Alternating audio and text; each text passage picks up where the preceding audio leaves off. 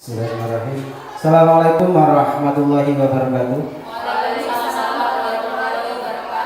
Alhamdulillah, syahadu wassalamu ala asrafil anbiya'i wal mursalin wa ala alihi wa sahbihi ajmain ba'du. Kepada yang terhormat Bapak Kepala Sekolah SMN Negeri 1 Danimulyo, yang saya hormati Bapak Septian Dedi Nugroho SPD selaku calon guru penggerak angkatan 11 SMP Negeri 1 Danimulyo, Kabupaten Magelang. Yang saya hormati dan saya banggakan teman-teman, rekan-rekan guru sekalian. Terlebih dahulu marilah kita panjatkan puji syukur kepada Allah SWT yang telah berikan rahmat, nikmat dan hidayah kepada kita semua sehingga kita dapat berkumpul di ruang ini tanpa ada halangan suatu apapun. Allah amin. Tak lupa sholawat salam selalu kita aturkan kepada Nabi kita Nabi Muhammad Sallallahu Alaihi Wasallam yang selalu kita tunggu syafaatnya di dunia wal akhirat. Allahumma amin. Bapak Ibu guru yang saya hormati, pada siang hari ini kita berkumpul di tempat ini untuk melaksanakan atau mengikuti acara, yaitu acara aksi nyata diseminasi budaya positif oleh calon guru penggerak, yaitu Bapak Septian Dedi Nugroho SPD yang merupakan angkatan ke-11 Kabupaten Magelang dari SMP Negeri 1 Danimulyo. Untuk memperlancar acara yang akan kita laksanakan, saya bacakan sunan acara yang akan kita laksanakan bersama. Acara pertama yaitu pembukaan, acara kedua kegiatan inti, acara ketiga sesi tanya jawab, dan acara yang keempat penutup. Untuk acara yang pertama, marilah kita buka dengan bacaan basmalah secara bersama-sama. Bismillahirrahmanirrahim. Semoga dengan bacaan basmalah acara pada siang hari ini berjalan dengan lancar. Allahumma amin. Acara selanjutnya adalah kegiatan inti atau acara inti yang akan dilaksanakan oleh Bapak Septian Dedi Nugroho SPD selaku calon guru penggerak angkatan 11 Kabupaten Magelang. Tempat dan waktu saya persilakan. Monggo.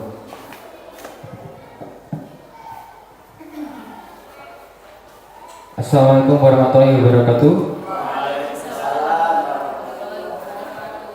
Terima kasih kepada Bapak Moderator, Bapak Ki Agus yang telah membawakan acara dan memberikan saya kesempatan.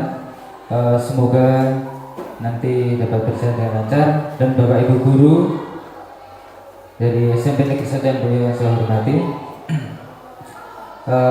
1 jam ke depan saya akan presentasikan mengenai diseminasi budaya positif. Perkenalkan, saya Septian Dedi Nugroho, calon guru penggerak angkatan 11 Kabupaten Magelang. Nah, ini salam dari CGB itu salam tergerak, bergerak dan menggerakkan. Nah, seperti itu. Itu menjadi jargon dari CGB. Oke, selanjutnya, guru yang baik harus memiliki kemampuan dalam mewujudkan budaya positif. Hal tersebut dapat diwujudkan dengan menerapkan konsep berikut, yaitu disiplin positif, motivasi perilaku manusia, posisi kontrol restitusi, segitiga restitusi, dan keyakinan sekolah atau kelas. Disiplin positif. Disiplin positif itu apa? Kebanyakan guru sangat tertarik dengan topik pembahasan tentang disiplin. Mereka berpendapat bahwa kalau saja anak-anak bisa disiplin, pasti mereka akan bisa belajar. Para guru juga berpendapat bahwa mendisiplinkan anak-anak adalah bagian yang paling menantang dari pekerjaan mereka.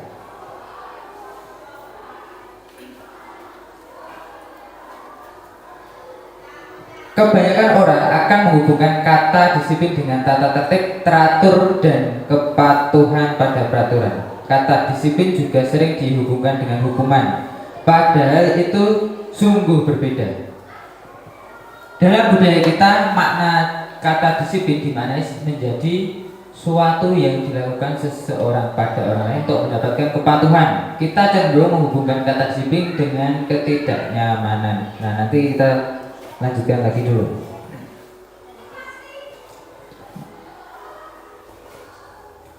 Diana Gosen dalam bukunya Restructuring School Discipline tahun 2001, disiplin berasal dari kata disiplina yang artinya belajar.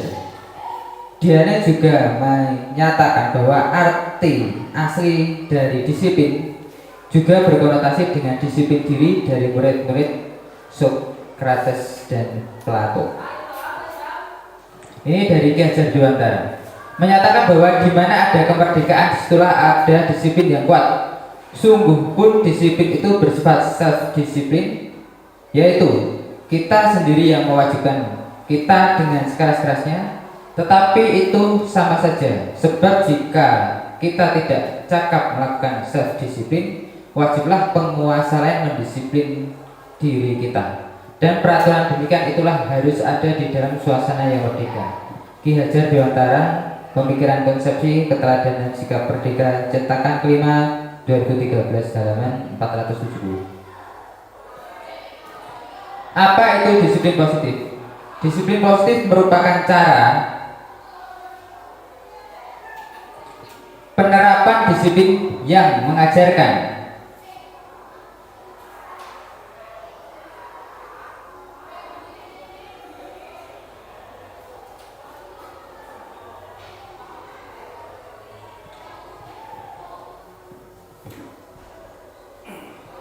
disiplin positif merupakan cara penerapan disiplin yang mengajarkan anak bertanggung jawab dan menumbuhkan kesadaran diri berdasarkan nilai-nilai kebajikan.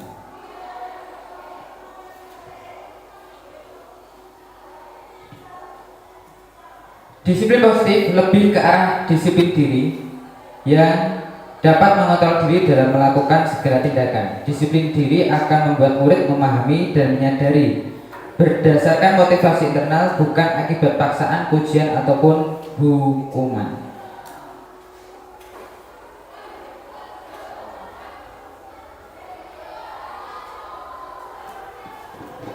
Perubahan paradigma. Pembelajaran dirancang berdasarkan prinsip pembelajaran berdiferensiasi, sehingga para peserta didik belajar sesuai kebutuhannya berdasarkan tahap perkembangan, sesuai teori psikologi modern untuk mewujudkan profil pelajar Pancasila.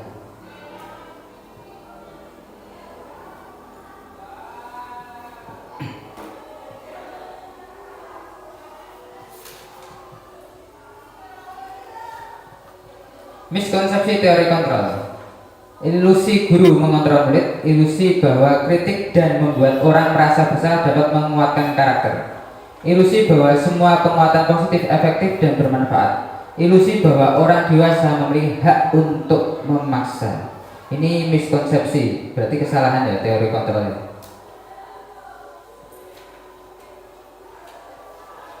Nah ini acuan disiplin diri, nilai-nilai kebajikan universal. Nilai-nilai kebajikan yang disepakati bersama, lepas dari suku, agama, bahasa maupun latar belakangnya. Nilai-nilai ini merupakan payung besar dari sikap dan perilaku kita, fondasi kita berperilaku. Jadi kebajikan universal itu luas ya, tidak mengacu pada suku, bangsa, agama, tetapi ya di agama manapun ya itu pasti baik, di suku manapun itu juga baik. Nah seperti itu namanya kebajikan universal, dan semua mengakui bahwa itu adalah nilai-nilai kebajikan.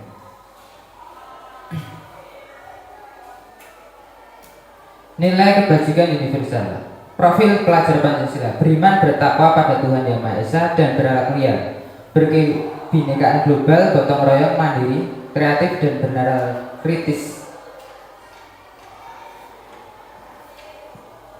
Ibu Primary Years Program: toleransi, rasa hormat, integrasi, mandiri, menghargai, antusias, empati, keingintahuan, kreativitas, kerjasama, percaya diri dan komitmen.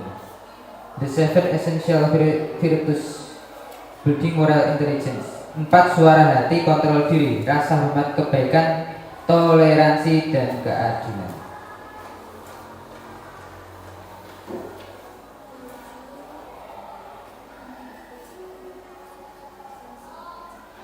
Motivasi perilaku manusia. 3 motivasi perilaku manusia. 1. Menghindari ketidaknyamanan atau hukuman. Berarti orang ketika melakukan sesuatu itu karena menghindari hukuman, untuk menghindari ketidaknyamanan. Jadi kita berperilaku itu hanya sekedar menghindari ketidaknyamanan ataupun kita menghindari hukuman. Yang kedua, mendapatkan imbalan atau penghargaan dari orang lain. Nah, ini ya sifat dasar manusia seperti itu ya. Mendapatkan imbalan. Jadi kita berperilaku ya karena kita ingin menginginkan sesuatu. Menginginkan sesuatu dari apa yang kita lakukan. Itu wajar. Dan juga penghargaan dari orang lain. Pasti Anda sendiri juga seperti itu. Walaupun ketika di dunia nyata kita jenengan tetap perlu yang namanya penghargaan dari orang lain. Wah, wis tugasku kok. Tapi nek dipuji ya tetap senang. Itu yang namanya penghargaan dari orang lain. Wah, itu sudah tugas saya kok. Tetapi itu juga perlu pengakuan. Kalau pekerjaan Anda tidak diakui, itu pasti ada yang kurang. Nah, itu sifat dasar manusia seperti itu. Kemudian menjadi orang yang mereka inginkan, menghargai diri sendiri dengan nilai-nilai yang mereka percaya.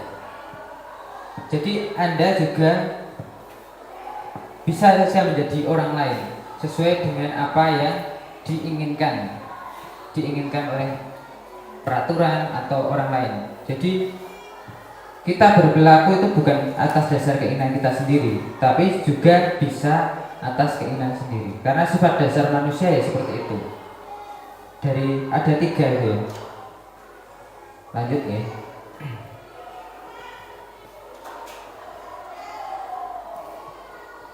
Nah, ini yang tadi. Motivasi ekstrinsik. Menghindari ketidaknyamanan atau hukuman, mendapatkan imbalan penghargaan dari orang lain. Motivasi intrinsik, menjadi orang yang mereka inginkan, menghargai diri sendiri dengan nilai-nilai yang mereka percaya. Nah, itu ekstrinsik. Jadi dari 3 itu dibagi menjadi 2 ya. Ada yang ekstrinsik, ada yang intrinsik. Yang ekstrinsik itu intinya dari luar. Kita membutuhkan pengakuan dari luar, bukan dari diri kita. Kalau yang intrinsik itu memang kita memiliki kebutuhan sendiri gitu. Untuk melakukan sesuatu itu memang memang kewajiban kita, sadar diri ya, itu intrinsik.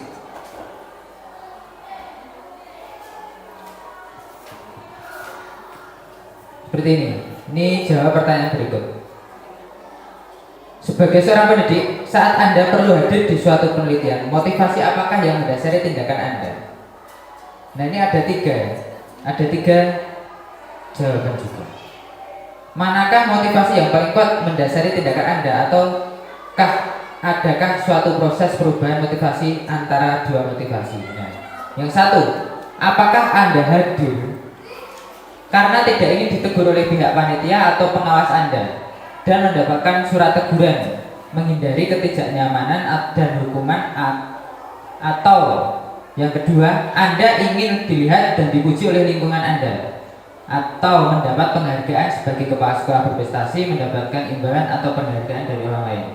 Atau yang ketiga, Anda ingin menjadi pembelajar sepanjang hayat, menjadi orang yang berusaha dan bertanggung jawab, serta menghargai diri sendiri sebagai teladan bagi murid-murid Anda, guru-guru Anda, serta lingkungan Anda, karena Anda percaya tindakan Anda sebagai pemimpin pembelajaran akan menjadi panutan oleh lingkungan Anda. Nah, itu 1, 2, 3 itu juga itu tidak salah semua, karena itu memang sifat dasar manusia seperti itu.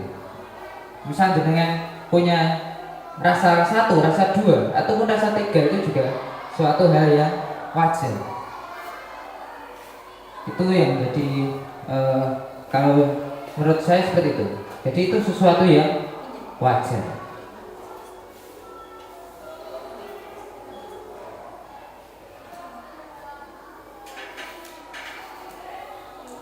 Ini ada pertanyaan. Jawab pertanyaan berikut. Bila di sekolah Anda tidak ada aturan yang memberikan surat teguran bagi karyawan yang sering datang terlambat, atau tidak ada atasan yang memberikan Anda penghargaan menjadi karyawan terbaik karena sering tepat waktu, apakah Anda akan tetap datang tepat waktu untuk mengajar murid Anda? Jelaskan alasan Anda.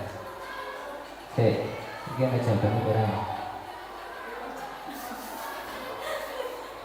Nah, berarti kon jawab ya. Nah, ini berarti disuruh menjawab. Jelaskan alasan Anda. Bila di sekolah Anda tidak ada aturan yang memberikan surat teguran bagi karyawan, nah, kira-kira siapa yang bisa menjawab ini?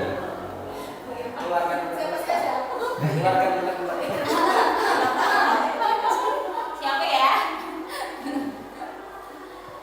Datang tepat waktu. Iyalah. Tekanan gitu. Ini kan disuruh menjelaskan, berarti jelaskan alasannya. Berarti tiap orang masing-masing boleh menjelaskan alasannya, itu bebas ya kan? Iya. Oke, tunjuk Bu Putri.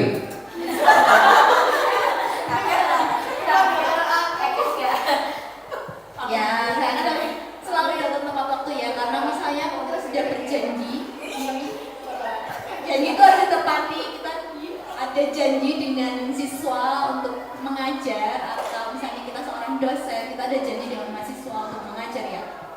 Walaupun tidak ada aturan bahwa kita harus mengajar, tidak ada teguran kalau kita datang lambat, tapi kan ada yang namanya tanggung jawab. Jadi kita harus memenuhi tanggung jawab tugas pokok kita sebagai guru atau dosen. Terima kasih.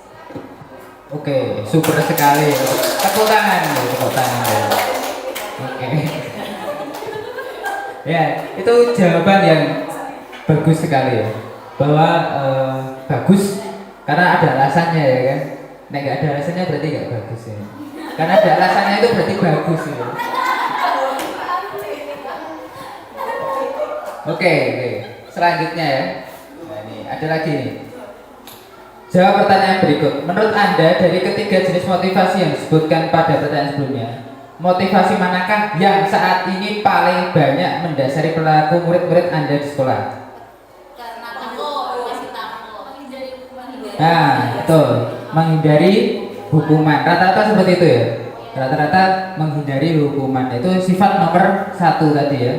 Itu sifat dasar manusia yang pertama. Ya, rata-rata seperti itu. Kemudian, strategi apa yang selama ini Anda terapkan untuk menanamkan disiplin positif pada murid Anda? Bagaimana hasilnya pada perilaku murid-murid Anda? Strategi apa? Bu Septi.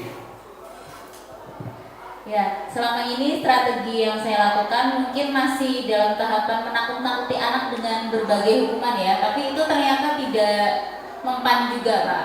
Nah, sebetulnya strategi yang paling tepat adalah ketika anak menyadari bahwa tindakan yang dia lakukan itu tidak baik untuk dirinya dan masa depannya. Itu yang paling baik, sepertinya seperti itu.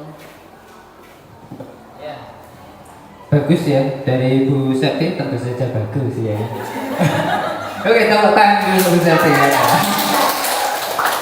Tentu saja bagus ya. Karena ada alasannya. Iya, karena ada alasannya, itu pasti bagus. Oke, yang ketiga, nilai kebajikan apa yang Anda rasakan penting saat ini untuk ditanamkan pada murid-murid Anda di kelas di sekolah?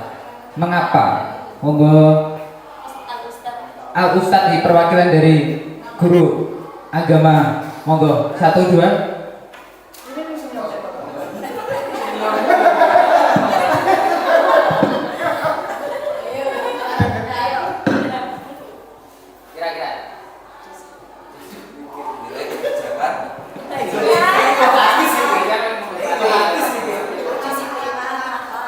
Ya, nilai kebajikan itu ya. Nilai kebajikan apa yang Anda rasakan paling penting saat ini? Intinya akhlakul karimah. Ya. Mengapa? Karena ketika akhlakul karimah itu ada dalam diri anak-anak, semuanya akan baik.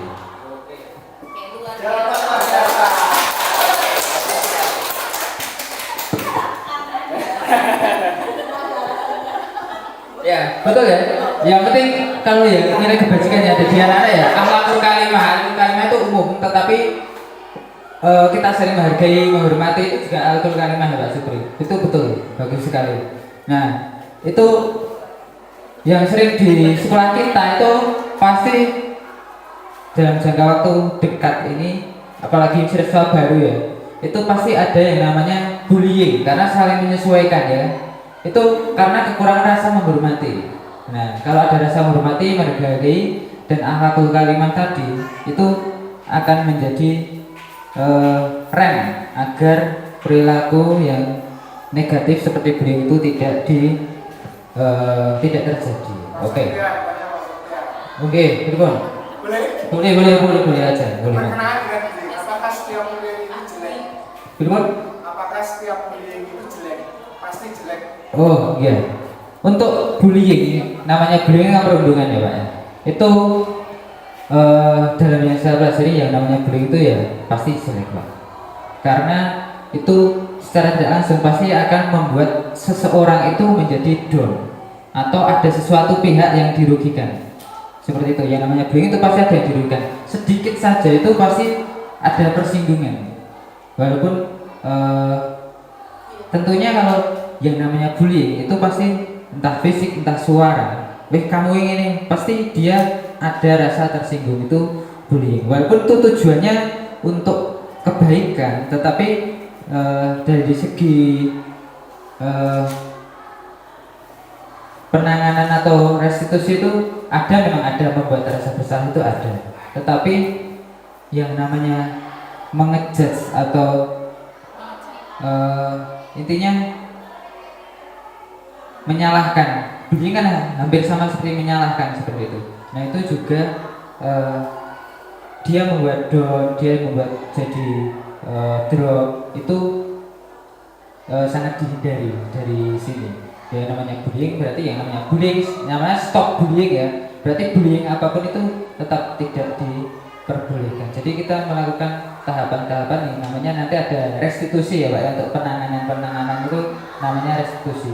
Jadi misal kalau ada guru yang menyuruh untuk bullying ya, itu telah disadari bahwa itu juga salah, okay. Dan itu harus disadari. Saya juga begitu ya. Begitu Pak Afi? Oke.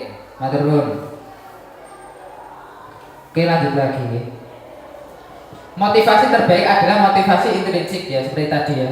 Motivasi intrinsik itu menghargai diri kita untuk menjadi lebih baik itu. Ya, saya pun juga berusaha untuk menghargai diri kita, walaupun saya sendiri juga masih dalam proses ya, proses untuk mengerti diri saya sendiri, proses memotivasi diri sendiri untuk menjadi lebih baik itu masih dalam proses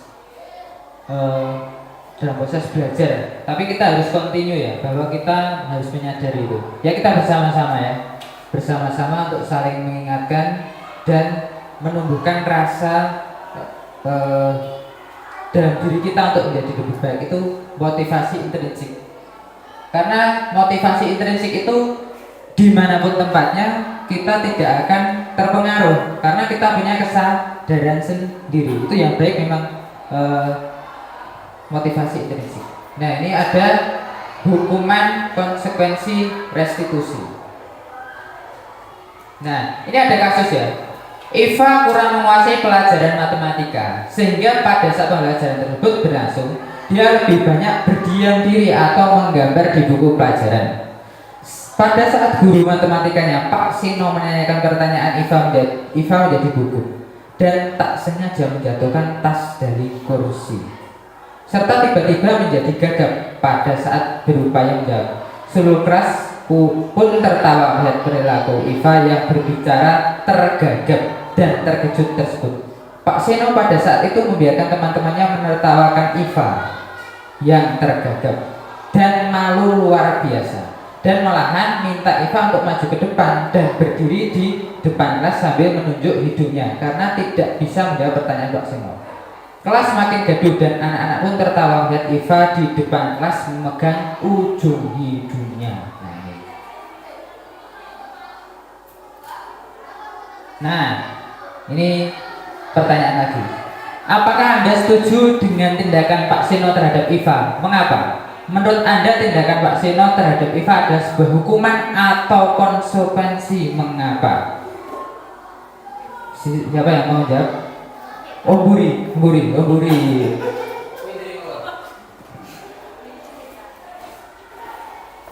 Tidak setuju karena Pak Seno sama saja membuli Iva.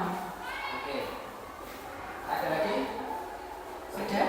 Oke, itu pertanyaan nomor 1 dari Ibu Nurul. Untuk pertanyaan nomor 1, apakah setuju dengan jawaban dari Ibu Indri? Itu suatu hukuman? Salah atau betul yang dilakukan Pak Seno? Salah. Oke. Alasannya karena memalukan ya, memalukan si Iva. Oke. Ya, untuk yang nomor 1 tindakan Pak Seno terhadap Iva, mengapa seperti itu? Oke. Kemudian yang nomor 2, menurut Anda tindakan Pak Seno terhadap Iva adalah sebuah hukuman atau konsekuensi? Mengapa? Nah ini, Bu Dede. Menurut saya tindakan Pak Seno itu termasuk hukuman karena di situ pasti si Ivanya justru merasa malu. Oke, terima kasih Bu Dewi. Oke, menurut Anda tindakan Pak Seno terhadap Iva adalah sebuah hukuman atau konsekuensi? Nah dari sini kalau saya memahami bahwa tindakan dari Pak Seno itu merupakan suatu hukuman. Karena apa? Karena Iva diminta maju kemudian berdiri sambil memegang hidung. Tidak ada hubungannya dengan yang namanya konsekuensi. Sedangkan konsekuensi itu hubungannya nanti dengan keyakinan kelas. Ya, kita ada keyakinan kelas. Nah, ya seharusnya semisal dia seperti itu ya disuruh untuk menghafalkan atau apa yang masih berkaitan dengan pelajaran dari matematika tersebut. Ya, kalau menghukum seperti itu, kalau itu bukan hukuman karena tidak ada hubungannya. Jadi memberikan konsekuensi itu boleh, sedangkan hukuman itu sebenarnya dilarang ya. Jadi lebih ke konsekuensi. Misal orang garap tugas tidak mengerjakan tugas, kon nyapu aula atau suruh apa ya? Suruh keliling lapangan karena atau membersihkan WC misal, itu namanya hukuman. Tetapi misal guru olahraga ada siswa yang terlambat, disuruh keliling lapangan lari dengan porsi yang sesuai, itu bukan suatu hukuman, itu masih konsekuensi. Jadi konsekuensi dan hukuman itu nanti bisa dibedakan dengan guru. Tiap guru mapel juga nanti berbeda. Itu yang saya pelajari seperti itu, bahwa hukuman fisik dari guru olahraga itu diperbolehkan sebagai konsekuensi, dan tentunya itu sudah ada dalam keyakinan kelas, keyakinan dengan guru tersebut mungkin ya. Nah itu menjadi konsekuensi, tetapi juga dengan porsi yang sesuai, tidak seenaknya guru tersebut.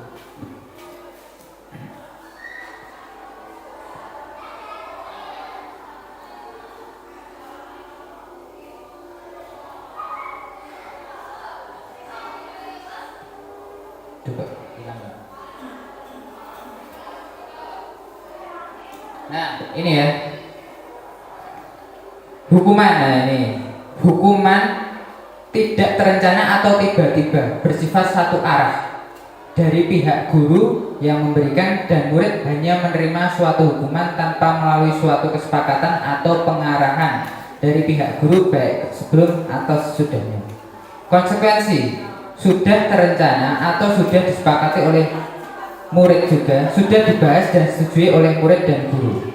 Restitusi, proses menciptakan kondisi bagi murid untuk memperbaiki kesalahan bagi mereka bisa kembali pada kelompok mereka dengan karakter yang lebih kuat. Nah, jadi hukuman itu lebih ke kayak peraturan tata tertib kita itu. Nah, tata tertib kita itu seperti hukuman karena isinya searah, gitu ya. Peraturan itu cenderung ke hukuman karena searah. kecuali peraturan tata tertib itu dibuat melibatkan siswa, guru, mungkin wali murid, komite dan lain-lain, dan telah disepakati.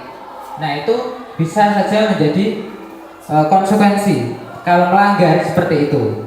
Nah, jadi peraturan akademik, peraturan tata tertib sekolah itu bisa dibuat menjadi keyakinan sekolah. Itu ketika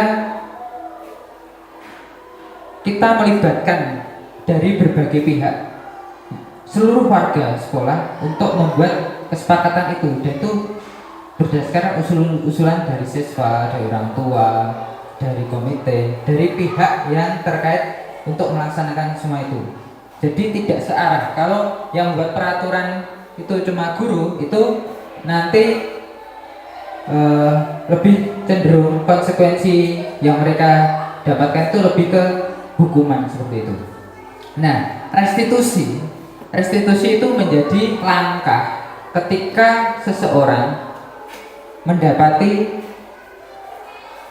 murid yang melanggar aturan yang telah disepakati, dan itu ada yang namanya langkah restitusi. Jadi restitusi itu upaya untuk mengembalikan murid ke dalam kelompoknya lagi dengan cara-cara tahapan-tahapan segitiga restitusi. Itu untuk memperbaiki ya. Jadi restitusi itu nanti lebih ke upaya menasihati seperti itu.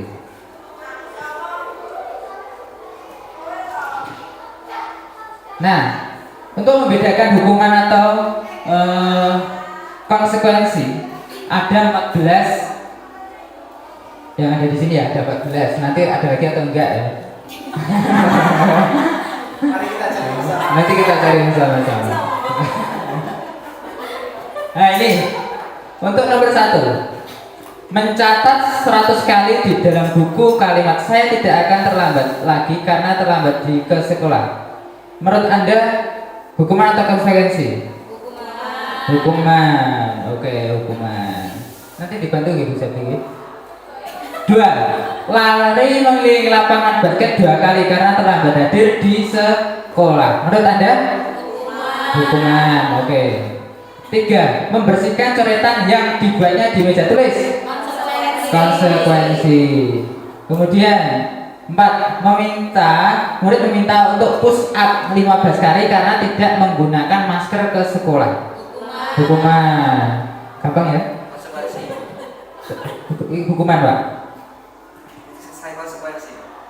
Kalau punya saya konsekuensi. Kalau dimasukkan dalam catatan guru kesepakatan bersama, apakah itu menjadi hukuman atau konsekuensi? Oke, ada yang bisa menjawab, Bu Sapti, monggo. Kalau menurut saya, kalau itu sudah dimasukkan ke catatan, itu adalah sebuah hukuman yang disepakati bersama. Karena kalau konsekuensi itu sendiri kan nanti berkaitan dengan tanggung jawab atas apa yang sudah dilakukan. Misal dia tidak menggunakan masker ke sekolah, akhirnya dia harus misal pergi ke mana untuk membeli masker, mungkin itu bagian dari konsekuensi. Tapi kalau misal push up itu kan tidak berkaitan dengan push up itu anak akan menggunakan masker sesuai ketentuan, itu tidak seperti itu. Walaupun itu sudah disepakati bersama, tapi itu tetap bentuknya tetap berupa hukuman. Menurut saya seperti itu. Terima kasih. Terima kasih. Tepuk tangan untuk jawabannya ya. Nah, itu mungkin jawaban dari Bu Septi terkait hukuman. Hukuman menjadi yang disepakati itu diperbolehkan ya, Bu ya?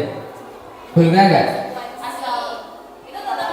Tetap hukuman. Kalau misal itu disepakati ya silakan. Tapi sebetulnya tidak baik ketika misal itu belum disepakati langsung dilakukan, itu yang tidak diperbolehkan.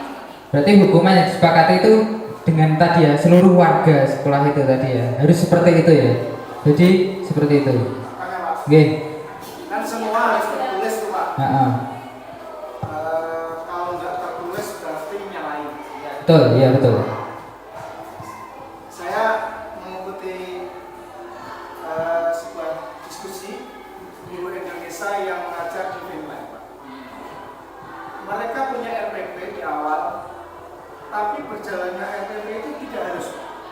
Jadi mereka kalau ketemu kasus, langsung kasus itu diajarkan mereka untuk problem solving. Jadi tidak melulu harus sesuai yang tercatat di RPP. Dia bisa, mereka diajarkan untuk berpikir lebih luas, tidak hanya letterlock terus. Sehingga di Finland itu dari TK diajarkan begitu. Terus ketika di RPP itu 1 tambah 1 diajarkan di blackboard, ternyata mereka main ayunan. Nah, mereka diajarinya lewat ayunan. Kamu yang mau diganti kenapa? Saya maunya 20 kali ayunan. Tadi sudah berapa? 5. Berarti kurang berapa? Nah, mereka ngajarinya begitu. Sehingga sampai SMP, SMA mereka mudah menalar, berbicara menalar. Karena mereka tidak diajari letterlock. Apakah yang begitu salah? Seumpama suatu saat ada untuk apa ya, konsekuensi atau apapun lah yang tidak tertulis, apakah selalu salah? Oke, terima kasih. Oke, terima kasih dari Pak Afi. Untuk pertanyaan dari Pak Afi mengenai itu rancangan pembelajaran ya. Rancangan pembelajaran yang ketika sudah dirancang tetapi berbeda di lapangan. Nah, itu mungkin lebih ke diferensiasi pembelajaran. Ketika memang kita punya rancangan tetapi ternyata di dalam kelas kok berbeda, itu maka kita akan melaksanakan yang namanya diferensiasi pembelajaran seperti itu. Kalau dalam peraturan ada? Kalau dalam RPP Oh, ini berbeda Pak. Kalau ini kan peraturan yang namanya itu bersifatnya ada hukuman, ada yang namanya konsekuensi. Karena ini hubungannya dengan apa ya? Iya, karena ini hubungannya bukan karena perlakuan kita terhadap cara kita mengajar, bukan, tetapi ini lebih ke ketika anak membuat kesalahan. Kalau dalam pembelajaran tadi kan kita tahu anak itu ada seperti ini, kita fleksibel itu nggak apa-apa. Tetapi itu kan metode kita mengajar. Kalau ini lebih ke ketika seseorang melakukan kesalahan atau yang tidak pas dengan yang kita inginkan atau yang menjadi apa ya, ibaratnya tadi ya, kebajikan universal tadi kok tidak sesuai. Nah, tiba-tiba kita memberi hukuman yang tidak tertulis. Nah, itu pasti akan menimbulkan yang namanya perdebatan seperti itu.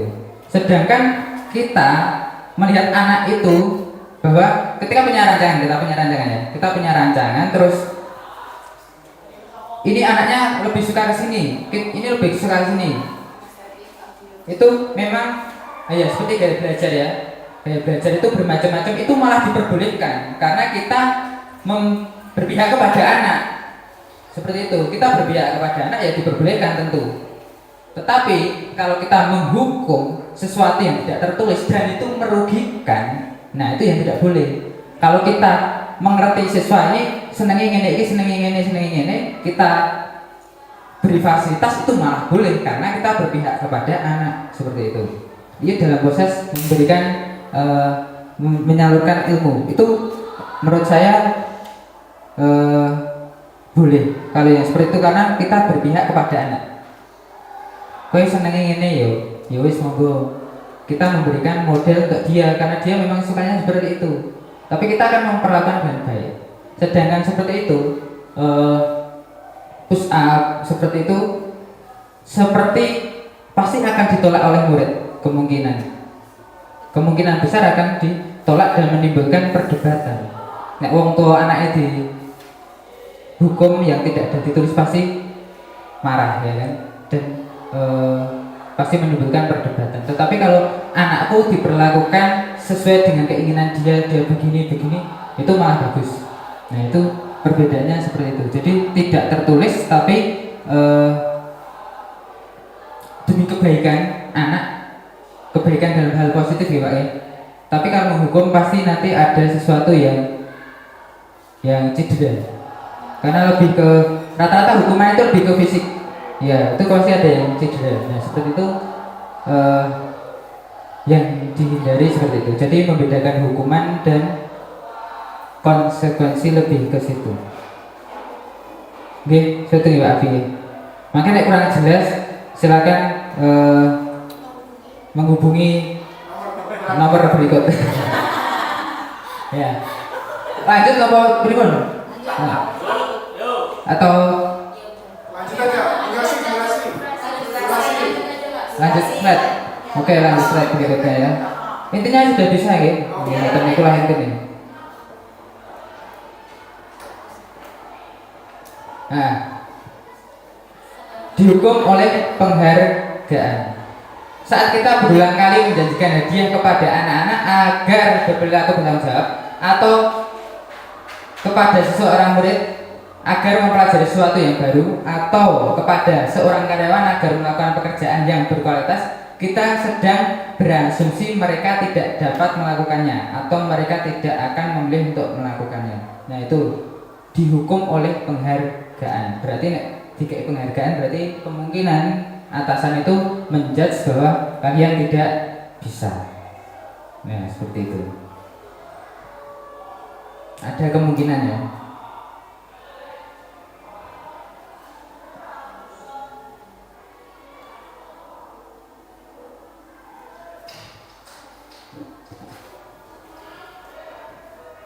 Nah, ya. Pengaruh jangka pendek dan jangka panjang.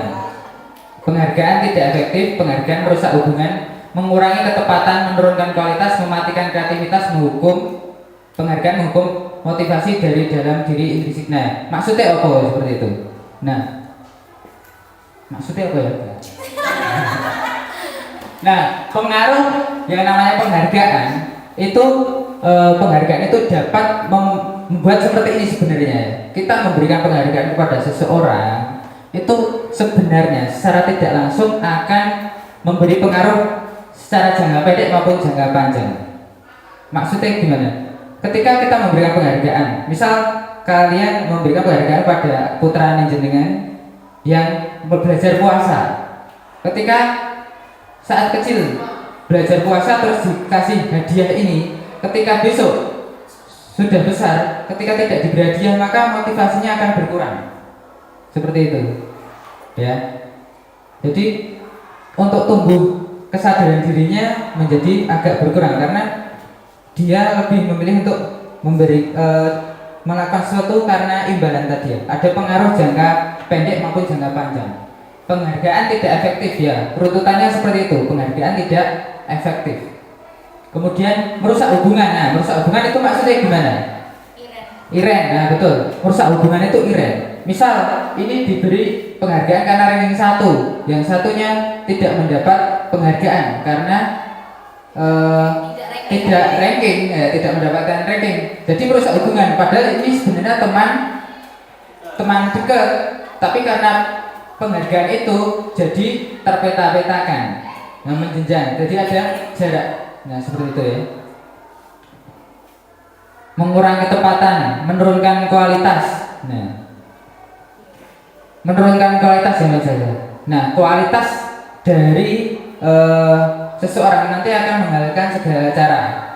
Misal bisa mencontek demi mencapai penghargaan itu siswa, atau mematikan orang lain.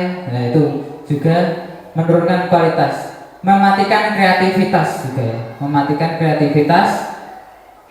Penghargaan itu menghukum motivasi dari dalam diri intrinsik itu yang paling benar ya.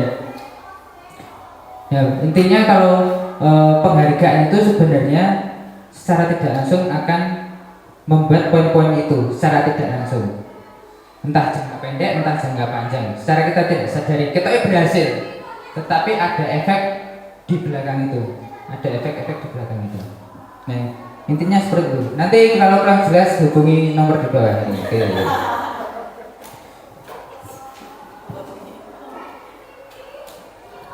Restitusi sebuah cara menanamkan disiplin positif pada murid.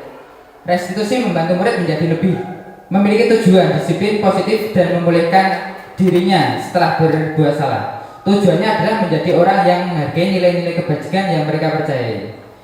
Melalui restitusi, ketika murid berbuat salah, guru akan menanggapi dengan cara yang memungkinkan murid untuk membuat evaluasi internal tentang apa yang dapat mereka lakukan untuk memperbaiki kesalahan mereka dan mendapatkan kembali harga dirinya.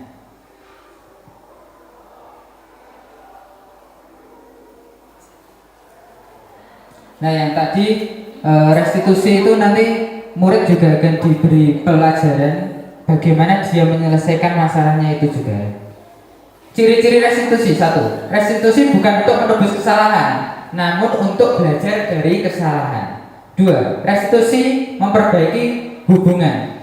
Restitusi adalah tawaran bukan paksaan. Restitusi menuntut untuk melihat ke dalam diri. 5. Restitusi mencari kebutuhan dasar yang mendasari tindakan. Restitusi diri adalah cara yang paling baik. Restitusi fokus pada karakter bukan tindakan. Restitusi menguatkan. Restitusi fokus pada solusi. Restitusi mengembalikan murid yang berbuat salah pada kelompoknya. Nah itu. Nah, berdasarkan tulisan yang di bawah itu ya. Tuh. Cilik banget ya kan. Ada kotak. Cilik bahasa Inggris ya. Nek. Nah, keyakinan sekolah atau kelasnya itu yang tadi. Fotonya rutak ganti. Mengapa keyakinan kelas bukan peraturan kelasnya?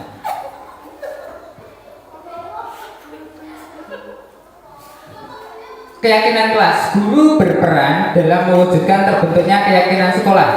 Kelas dengan adanya kesepakatan antara guru dengan murid. Nah ini ya.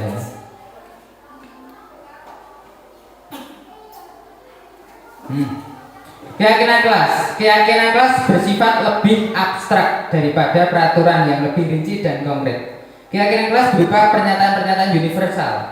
Pernyataan keyakinan kelas senantiasa dibuat dalam bentuk positif. Keyakinan kelas hendaknya tidak terlalu banyak sehingga mudah diingat dan dipahami oleh semua warga kelas. Keyakinan kelas sebaiknya sesuatu yang dapat diterapkan di lingkungan tersebut. Semua warga hendaknya ikut berkontribusi dalam pembuatan keyakinan kelas lewat kegiatan curah pendapat. Bersedia meninjau kembali keyakinan kelas dalam waktu ke waktu. Oke, jadi yang namanya keyakinan kelas nanti setiap kelas itu berbeda-beda. Dalam hal ini mungkin lebih mudah dilaksanakan di SD ya. Kalau di SD itu guru kelasnya juga cuma satu, ya. Jadi keyakinan kelas itu mudah dibuat. Jadi kesepakatan antara guru dan murid silakan untuk memberikan pendapat curah ya, mengeluarkan pendapat seperti apa. Dia ingin seperti apa, gurunya ingin seperti apa, seperti itu. Nah itu namanya pendapat curah, nanti dibuat dalam sebuah kalimat positif baru ditunjukkan. Nah untuk di SMP karena kita gurunya berbeda-beda, mungkin setiap guru bisa saja membuat suatu keyakinan kelas sendiri-sendiri juga bisa. Jadi nek pelajaran itu seperti ini, pelajarannya dengan beliau yang lain seperti itu. Dengan wali kelas pun ada keyakinan kelas yang ditulis juga boleh. Menjadi keyakinan yang universal tadi. Nanti untuk guru mapel nanti bisa menambahkan yang lebih spesifik boleh juga. Nah itu untuk fleksibilitas dari keyakinan kelas karena mungkin tiap guru berbeda-beda juga nanti tentang kesepakatan dengan murid. Nah ini ada prosedur-prosedur yang harus dilaksanakan ketika melakukan keyakinan kelas ya. Mempersilakan warga sekolah atau murid untuk bercurah pendapat. Nah bercurah pendapat berarti saling berpendapat gitu. Nanti untuk dicatat. Mencatat semua masukan para murid. Nah itu. Susunlah keyakinan kelas tersebut. Gantilah kalimat-kalimat dalam bentuk negatif menjadi positif. Nah contoh dilarang, tidak boleh. Nah diganti kalimatnya ya. Jadi dibuat yang positif. Misal dilarang ramai, dilarang mengganggu temannya. Berarti nanti diubah menjadi berpartisipasi aktif. Misal seperti itu ya. Kalau dilarang merokok, Pak.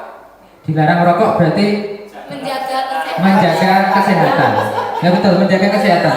Berarti nggak boleh makan gula karena darah tinggi. Apa diabetes? Nggak boleh makan sate. Masuk Ya. situ.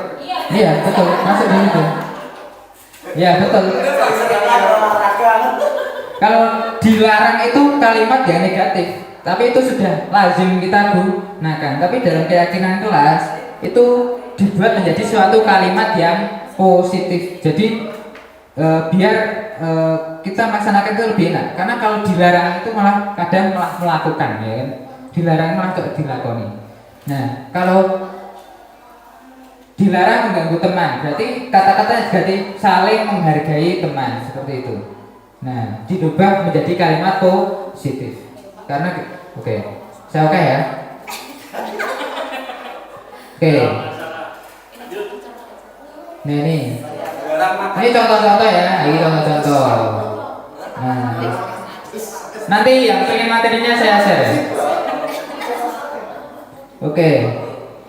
Nah ini dengan tabel Y ya, tabel Y, tabel Y. Nah ini bentuk Y. Ada tabelnya itu tabel Y kayak menunggu. Terlihat. Nah terlihat itu yang kita lihat. Terdengar apa yang bisa kita dengar, berperilaku ya apa yang bisa kita lakukan, yang kita tindakan gitu. Nah seperti itu. Kelas ya. Nah tadi kebutuhan dasar manusia ini ya. Nah ini tadi sudah ya. Next. Nah, tuh. Nah ini kebutuhan dasar manusia: bertahan hidup, rasa kasih sayang dan rasa diterima, penguasaan, kebebasan, kesenangan. Nah, itu. Nah kebebasan dan kesenangan itu hampir mirip, ya. Hampir mirip, sulit untuk membedakan. Ya, kalau bertahan hidup, ya bagaimana kita mempertahankan hidup? Rasa kasih sayang dan diterima. Misal kita butuh perhatian dari orang tua, kita pengen dihargai orang tua, kasih sayang, nah itu kebutuhan dasar manusia. Penguasaan, menguasai. Misalnya pakai nek rokok apian. Nah itu menguasai. Jadi kita merasa berkuasa. Pakai penak banget. Nek rokok apik, nek rokok ora tau nek rokok apik. Nah seperti itu. Berarti kita merasa menguasai. Kebebasan. Berarti ketika di dalam kelas kok dia merasa bosan, dia seperti itu. Nah, itu dia perlu yang namanya kebebasan. Manusia tetap butuh kebebasan dalam hal apapun. Kemudian kesenangan, berhak melakukan hal-hal atau melakukan tindakan-tindakan yang merasa kita untuk bisa memunculkan rasa senang, seperti itu. Kebebasan dan kesenangan itu memang hampir mirip ya. Oke. Seorang murid tidak begitu berhasil secara akademik, mungkin kebutuhannya akan penguasaan tidak terpenuhi di sekolah. Oleh karena itu mungkin dia akan mencoba untuk memenuhi kebutuhan kekuasaannya dengan mencoba mengatur orang lain di lapangan bermain atau bahkan menyakiti mereka secara fisik. Sebagai guru kita dapat melibatkannya dalam kegiatan yang memberi peluang murid tersebut membuat pencapaian yang berarti. Seseorang yang tidak merasa diterima oleh teman-temannya, kebutuhannya akan cinta dan kasih sayang tidak terpenuhi. Oleh karena itu dia mungkin akan memiliki satu teman dan memisahkan diri dari yang lain. Sebagai guru kita bisa membangun hubungan yang bisa membangun kepercayaan dan keintiman dengan anak ini.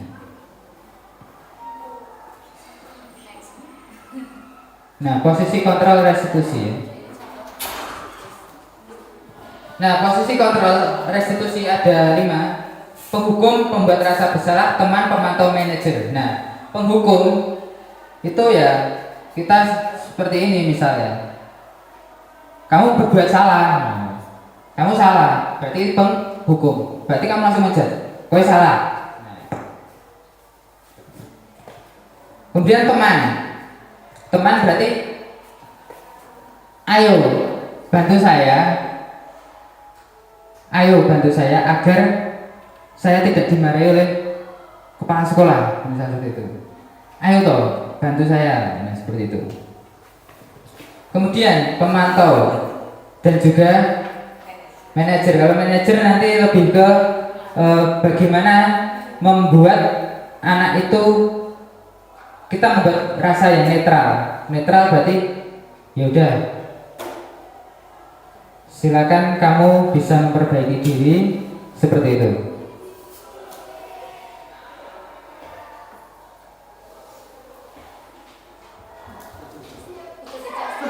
Nah, ini contoh-contohnya ya. Nanti bisa di screenshot,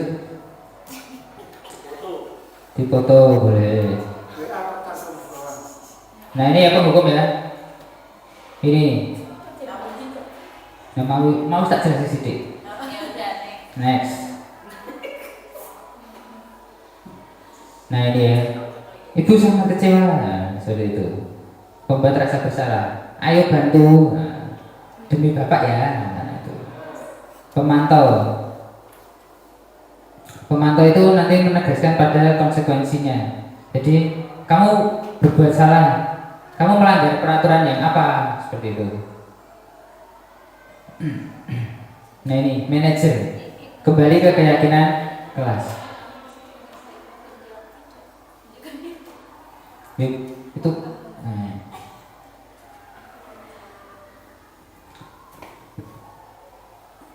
nah ada posisi kontrol yang sebaiknya dilakukan guru adalah sebagai manajer. Manajer sing kaya ngopo. Nah ini ya. Apa yang kita yakini, kembali ke keyakinan kelas. Apakah kamu meyakininya? Jika kamu meyakininya, apakah kamu bersedia memperbaikinya? Jika kamu memperbaiki ini, hal ini menunjukkan apa tentang dirimu? Apa rencana kamu untuk memperbaiki hal ini? Nah itu ya. Jadi dalam posisi kontrol memang yang dianjurkan sebagai guru adalah yang kelima, yaitu manajer. Nah ini posisi kontrol. Nah ini fotonya sudah sesuai ya. Oke.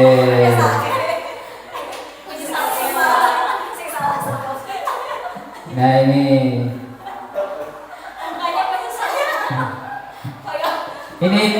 ya karena belum makan rocket chicken. Nah, ini tahapan segitiga restitusi ya. Menstabilkan identitas, menanyakan keyakinan, dan validasi tindakan yang salah. Satu, menstabilkan identitas, validasi tindakan yang salah, dan menanyakan keyakinan. Menstabilkan identitas dengan prinsip bahwa pembuat kesalahan merupakan bagian dari proses pembelajaran yang nantinya akan menggeser identitas gagal ke arah identitas sukses. Jadi menstabilkan, yang ngono ya apa-apa misalnya. Itu namanya menstabilkan identitas. Ngono kuwi wajar. Berbuat seperti itu adalah tindakan yang wajar. Tetapi ya, nanti seperti itu. Validasi tindakan yang salah. Validasi tindakan yang salah dilakukan dengan prinsip bahwa setiap perilaku berusaha memenuhi kebutuhan tertentu, sehingga guru atau orang tua akan bergeser dari pemikiran stimulus respon menjadi proaktif sehingga akan lebih mengenali dan mengakui kebutuhan murid atau anak. Ini di bab cerita. Anaknya disuruh bercerita. Kemudian menanyakan keyakinan. Menanyakan keyakinan itu memberikan pertanyaan-pertanyaan bermakna kepada murid untuk memunculkan motivasi secara intrinsik sehingga mampu mengaitkan keyakinannya dengan tindakan yang salah. Jadi dia mau mengakui kesalahan dan dia bisa memperbaiki kesalahan itu dengan cara seperti apa menurut dia. Nah itu menanyakan keyakinan. Lanjut ya.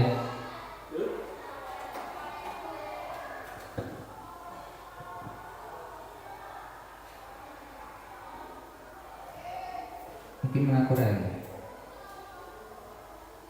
Nah ini ya. Oh, diblur dulu, Pak. Oh iya, nama lagu. Nah ini sebenarnya video, tapi kok nggak jalan ya. Ini video restitusi yang saya lakukan kemarin. Nanti bisa saya follow apa? Subscribe YouTube-nya. Nah video ini ya, ada nggak ya? Ada nggak ya? Ada dong.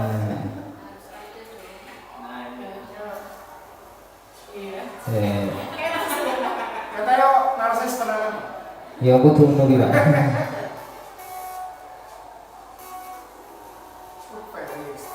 Video terus tuh.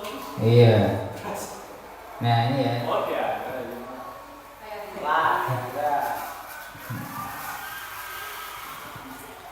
Nah ini ya. Maaf soundnya tidak terdengar ya. Ini proses restitusi ya. Restitusi menanyakan tentang apa yang kamu lakukan. Sebenarnya intinya pada restitusi itu menetralkan, menstabilkan identitas ya. Jadi yo ngono ki ya ora apa-apa. Kamu berbuat seperti itu tidak apa-apa karena saya juga pernah melakukan itu. Nah, seperti itu. Jadi lebih ke membuat pertama itu membuat anak merasa nyaman dulu, tidak merasa bersalah. Jadi jangan langsung kue telat. Nah, tapi kamu saya panggil ke sini karena apa? Saya tidak tahu Pak. Misalnya, kamu tadi terlambat toh? Ya, ya udah. Terlambat itu tidak apa-apa karena saya juga pernah terlambat. Tetapi saya juga dulu berusaha untuk memperbaiki. Nah awal-awalnya mungkin seperti itu. Jadi anak itu tidak langsung merasa bersalah seperti itu ya. Nah ini beberapa video ya seperti itu. Nah ini kasus kedua Junio ya kemarin merebut minum anak kelas 8G seperti itu. Jadi minuman dari Junio merebut minuman dari teman-temannya, yaitu siapa ya?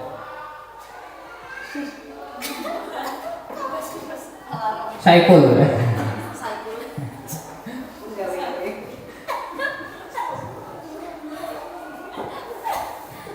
Nah itu merebut minuman ketika dia sedang istirahat, tiba-tiba direbut. Nah yang direbut itu melapor ke saya, sehingga saya memanggil Junio. Nah Junio saya panggil, saya beri tahapan restitusi, yaitu dengan menstabilkan identitas, validasi tindakan, dan juga nanti menanyakan keyakinan seperti itu. Nah di sini alhamdulillah hafal ya tentu. Nah itu ada 3 tahapan restitusi. Nah intinya tadi ya tahapan restitusi itu intinya seperti tadi. Nah ini cuma video-video ya. Nah ini ya sentek kurang lagi ya. Nah.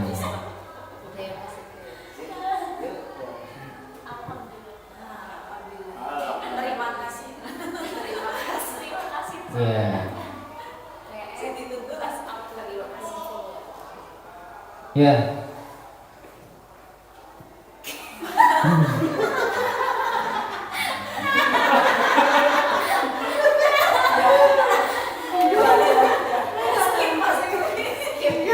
Oke, itu background dari Google.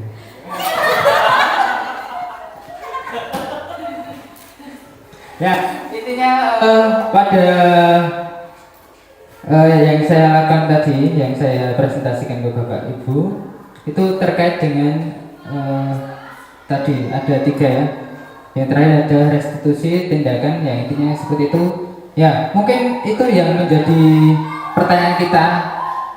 Nek kita ada siswa yang berbuat kesalahan ya sebisa mungkin kita restitusi dulu dengan tahapan-tahapan 3 tadi. Misal ada restitusi 1, restitusi 2, restitusi 3. Jadi direstitusi terus nganti bocahnya bener ya gurunya harus bersabar karena ini memang melatih kesabaran ya. Oh kalau restitusi. Nah memang itu perlu didalami oleh setiap guru. Saya juga lagi belajar terkait restitusi. Jadi intinya setiap ada masalah kita tanggapi secara positif. Direstitusi terus. Nah itu seperti itu. Ya kita berusaha. Yang namanya sesuai dengan filosofi KHD ya. Kita harus berpihak pada murid. Jadi kita jangan judging murid seperti itu. Oke, terima kasih. Sekian dari saya. Lanjut, apa Pak? Ada sesi tanya jawab ya? Ya, oke. Saya kembali ke moderator. Ya. Sebelum ditutup Pak Septian, silahkan sesi tanya jawab. Oh iya, mari kita beri applause dulu. Pak Septian sudah memberikan paparan sehingga kita sudah terbuka pemikiran kita tentang budaya positif yang ada di lingkungan SMP Negeri 1 New York. Silakan sesi tanya jawab. Oke. Oke, silakan Pak.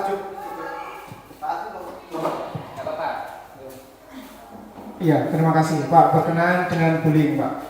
Di awal saya tanya apakah bullying semua itu jelek.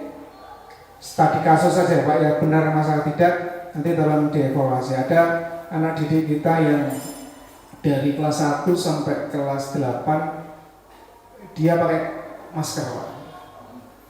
Sehingga pas waktunya sudah tidak harus pakai masker, dia masih pakai masker terus. Dikasih tahu A, B, C, tidak apa. Akhirnya dengan pendekatan bullying, pelakunya saya Pak. Pendekatan bullying, akhirnya dia mau lepas maskernya. Dan dia sampai sekarang masih terkesan. Dan tanggapannya terhadap gurunya ini baik. Nah, terima kasih Pak. Apakah hal itu diperkenankan dalam konsep pendidikan yang sekarang? Terima kasih. Oke, saya izin menjawab ya. Entah itu terkait dengan apa yang saya yakini juga. Jadi tetap kembali ke poin awal yang namanya bullying kan tetap tidak boleh. Walaupun itu mungkin ada kesan, tetapi menurut yang saya yakini, yang saya pahami dari pembelajaran restitusi itu, salah satu untuk membuat siswa itu kembali itu juga harus, itu kan berbeda dengan teman-temannya. Sedangkan restitusi itu ingin membalikan kepercayaan diri anak kepada kelompok. Nah, kita sebenarnya bisa memakai tahapan restitusi. Mengapa kamu memakai masker? Kenapa kamu tidak melepas masker ketika seperti ini? Nah, kita berusaha mendekati dengan cara seperti itu. Ya sebenarnya pakai masker itu tidak apa-apa, tetapi sekarang ini posisinya sudah tidak COVID. Kenapa kamu masih memakai masker? Karena Pak, saya tidak percaya diri Pak misalnya. Kenapa kamu tidak percaya diri? Nah, itu mungkin tahapan-tahapan itu seketika yang diketahui oleh hanya guru BK mungkin ya. Restitusi itu mungkin yang tahu hanya guru BK. Secara kita guru biasa mungkin hanya tahu pedagogik saja.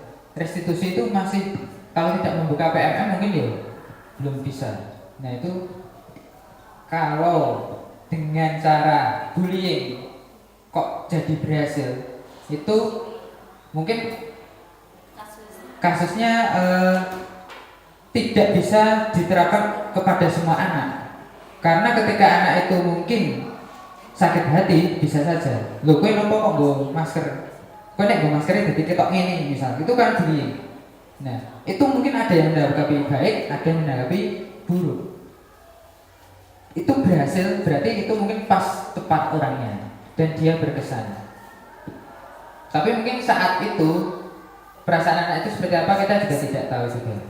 Tapi kalau restitusi itu tahapan yang sudah diamini oleh secara universal ya, bahwa tahapan-tahapan itu membangun siswa untuk bagaimana toh saya bisa menjadi seperti yang lain dengan tahapan-tahapan yang itu. Restitusi itu lama Pak. Jadi kalau dibully mungkin cepat langsung seperti itu, tetapi mungkin ada trauma tersendiri. Tetapi kalau restitusi itu pelan-pelan, jadi dia menumbuhkan kesadaran seperti itu. Ya, mungkin dilalah itu pas berhasil, tetapi mungkin kalau di restitusi mungkin memang agak lama ya Bu ya, agak lama, tetapi daya kesadarannya itu langsung nanti akan tumbuh. Nek dibully memang kecenderung isin, pertama memang jadi malu, minder. Nah itu ya, kata-kata guru itu memang bisa membuat siswa naik juga sebenarnya. Tapi secara bullying itu pasti ada ketika anak itu drop, anak itu ibaratnya merasa berbeda dengan yang lain. Pasti ada. Nek disalahke mesti ono. Pasti seperti itu. Ya entah itu berhasil atau tidaknya itu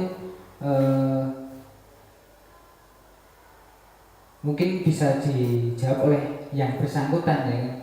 Kalau saya sendiri dari segi ilmu mungkin itu tidak tepat, tetapi ketika mungkin anak itu merasa baik, tidak ada masalah, itu berarti terkait dengan individunya masing-masing ya.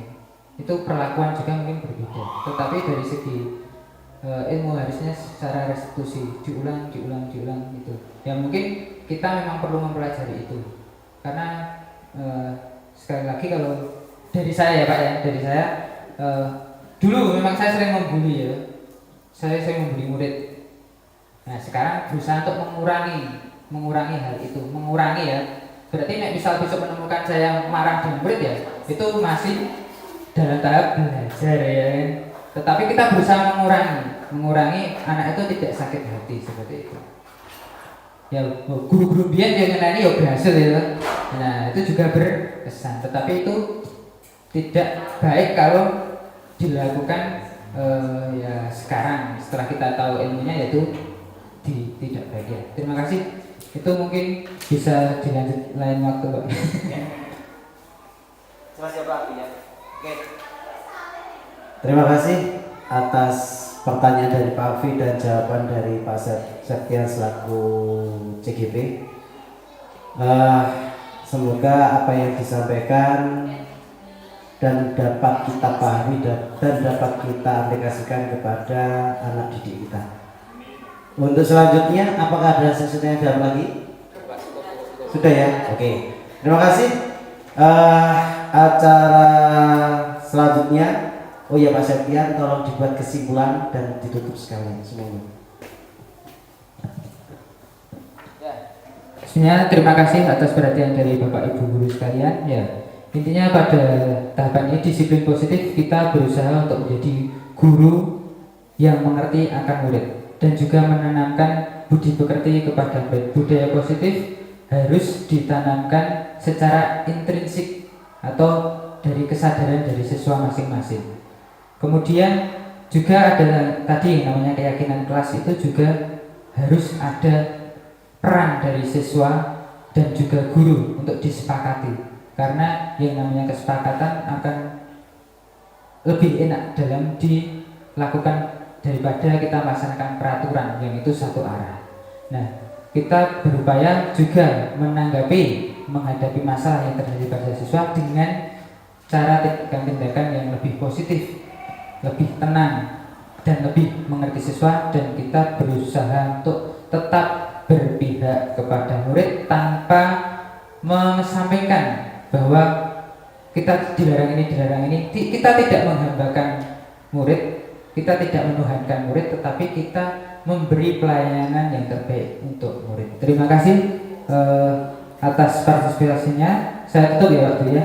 Saya akhiri. Wassalamualaikum warahmatullahi wabarakatuh. Oke, terima kasih atas kesimpulan yang disampaikan Pak Septian. Semoga apa yang disampaikan dan dapat kita aplikasikan kepada anak didik kita, sehingga dalam lingkungan SMP Negeri Candi Mulyo menjadikan murid terbaik di antara murid-murid yang lain. Selanjutnya acara penutup, marilah acara pada siang hari ini kita tutup dengan bacaan hamdalah secara bersama. Alhamdulillahirrahmanirrahim. Kurang lebihnya mohon maaf. Saya akhiri. Assalamualaikum warahmatullahi wabarakatuh.